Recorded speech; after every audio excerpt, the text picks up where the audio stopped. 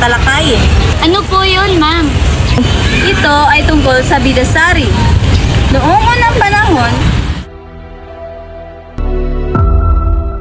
Sa kaharian ng Kimbayat, pinaniniwalaang ang buhay ng tao ay inilalagak sa isang bagay, tulad ng isda.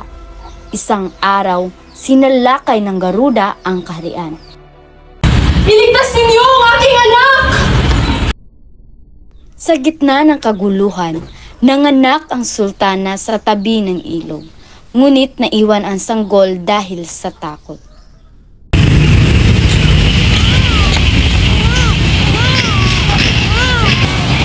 Anong tunog na iyon?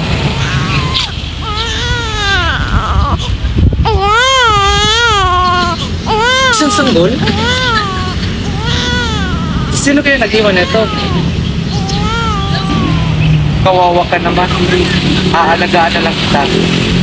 Papangalanan kitang Bidasari. Lumaki si Bidasari na isang napakagandang babae sa kaharian ng Edrapora. Sultan Muindra, mahal mo ba ako?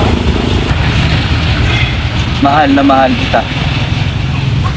Paano kung mahigit na maganda sa akin?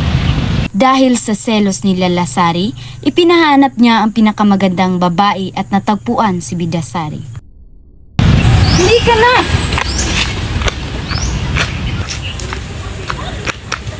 Sultana, nahuli ko na po si Bidasari. Dalhin siya sa palasyo! Huwag niyo po akong saktan. Ang buhay ko ay sa ditong isda sa aming halamanan. Wala akong pakialam. Kinuha ni Lilasari ang isda. Sa araw, isinusuot niya ito at nawawala ng buhay si Bidasari. Sa gabi, ibinabalik niya ito at muling nabubuhay ang dalaga. Anak, ilalayo kita sa panganib. Doon natitira sa palasyo sa Bubag. Isang araw, natagpuan ni Sultan Muindra si Bidasari na tila natutulog. Kay gandang sino ka?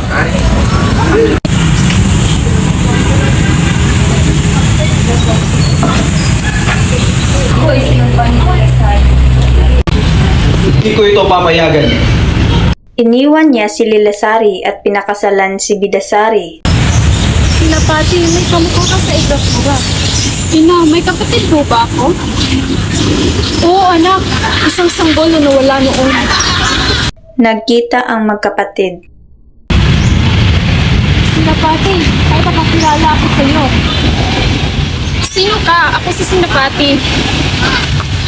Ako si Bidasari. Magkapatid tayo. Anak, anong meron dyan? Ina, may pakilala ako sa iyo. Siya si Bidasari, ang nawawala mong anak. Siya ang kapatid ko. Ganun ba? Anak!